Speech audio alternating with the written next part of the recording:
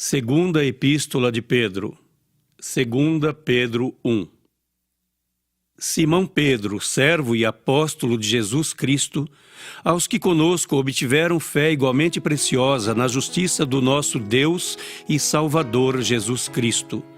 Graça e paz vos sejam multiplicadas no pleno conhecimento de Deus e de Jesus, nosso Senhor.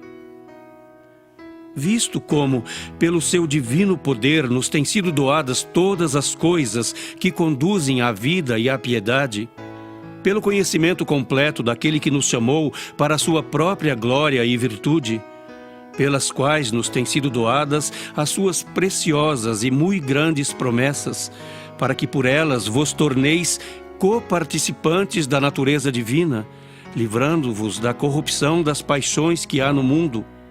Por isso mesmo, vós, reunindo toda a vossa diligência, associai com a vossa fé a virtude, com a virtude o conhecimento, com o conhecimento o domínio próprio, com o domínio próprio a perseverança, com a perseverança a piedade, com a piedade a fraternidade, com a fraternidade o amor. Porque estas coisas, existindo em vós e em vós aumentando, fazem com que não sejais nem inativos, nem infrutuosos no pleno conhecimento de nosso Senhor Jesus Cristo. Pois aquele a quem estas coisas não estão presentes é cego, vendo só o que está perto, esquecido da purificação dos seus pecados de outrora. Por isso, irmãos, procurai com diligência cada vez maior confirmar a vossa vocação e eleição, porquanto, procedendo assim, não tropeçareis em tempo algum. Pois desta maneira é que vos será amplamente suprida a entrada no reino eterno de nosso Senhor e Salvador Jesus Cristo. Por esta razão, sempre estarei pronto para trazer-vos lembrados acerca destas coisas, embora estejais certos da verdade já presente convosco e nela confirmados. Também considero justo, enquanto estou neste tabernáculo, despertar-vos com essas lembranças, certo de que estou prestes a deixar o meu tabernáculo, como efetivamente nosso Senhor Jesus Cristo me revelou. Mas, de minha parte, esforçar-me-ei diligentemente por fazer que a todo o tempo, mesmo depois da minha partida, conserveis lembrança de tudo. Porque não vos demos a conhecer o poder e a vinda de nosso Senhor Jesus Cristo, seguindo fábulas engenhosamente inventadas, mas nós mesmos fomos testemunhas oculares da sua majestade. Pois ele recebeu da parte de Deus Pai honra e glória, quando pela glória excelsa lhe foi enviada a seguinte voz: Este é o meu Filho amado, em quem me comprazo. Ora, esta voz vinda do céu, nós a ouvimos quando estávamos com ele no Monte Santo. Temos, assim, tanto mais confirmada a palavra profética, e fazeis bem em atendê-la, como a uma candeia que brilha em lugar tenebroso, até que o dia clareie e a estrela da alva nasça em vosso coração.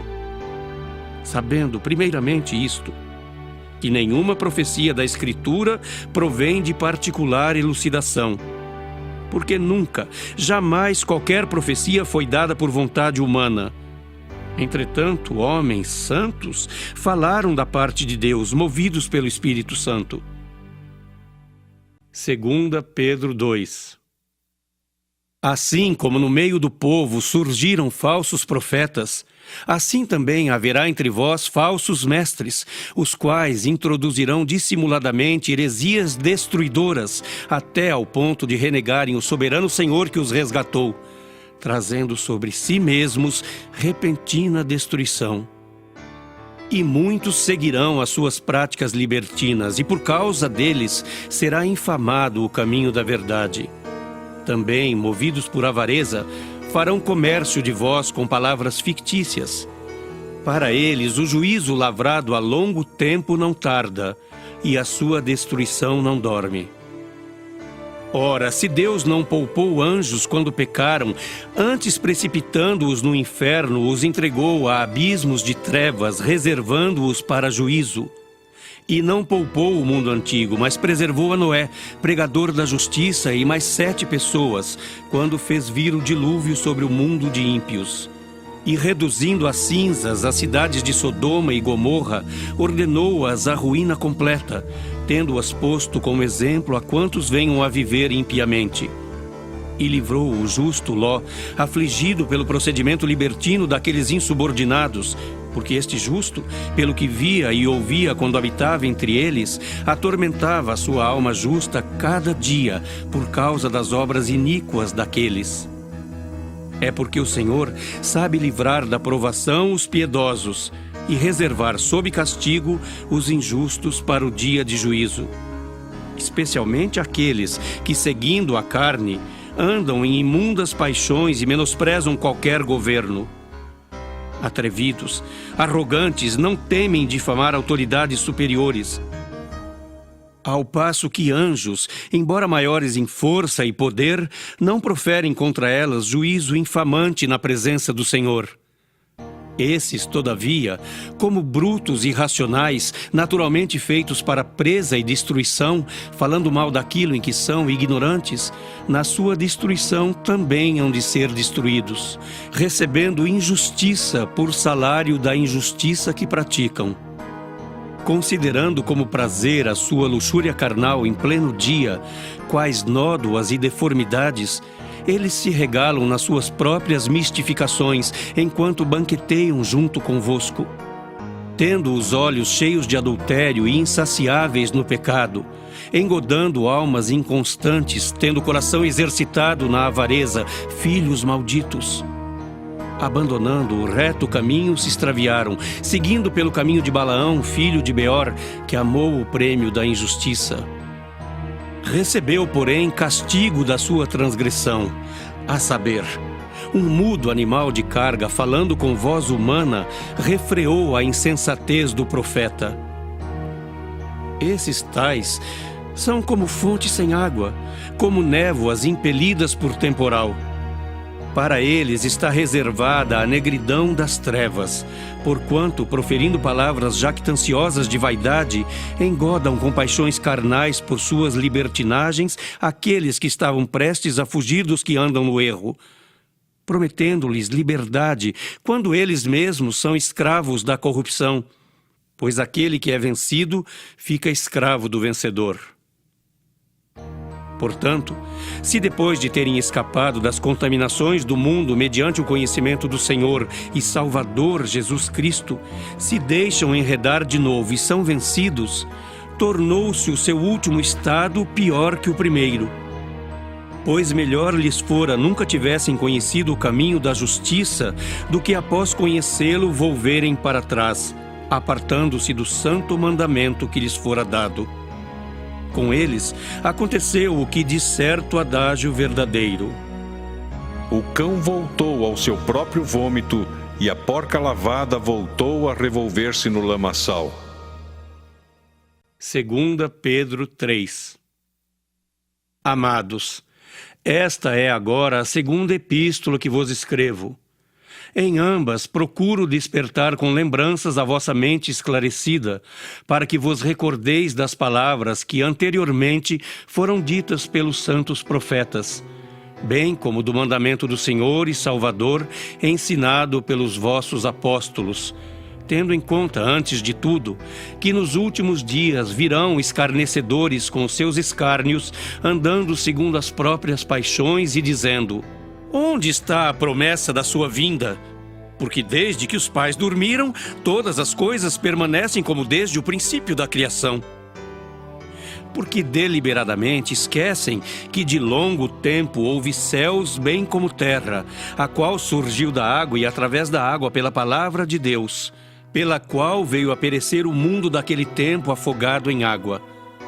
Ora, os céus que agora existem e a terra, pela mesma palavra, têm sido entesourados para fogo, estando reservados para o dia do juízo e destruição dos homens ímpios.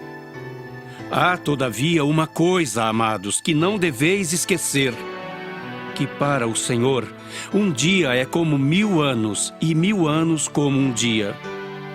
Não retarda o Senhor a sua promessa, como alguns a julgam demorada. Pelo contrário, Ele é longânimo para convosco, não querendo que nenhum pereça, senão que todos cheguem ao arrependimento. Virá, entretanto, como ladrão o dia do Senhor, no qual os céus passarão com estrepitoso estrondo, e os elementos se desfarão abrasados, também a terra e as obras que nela existem serão atingidas.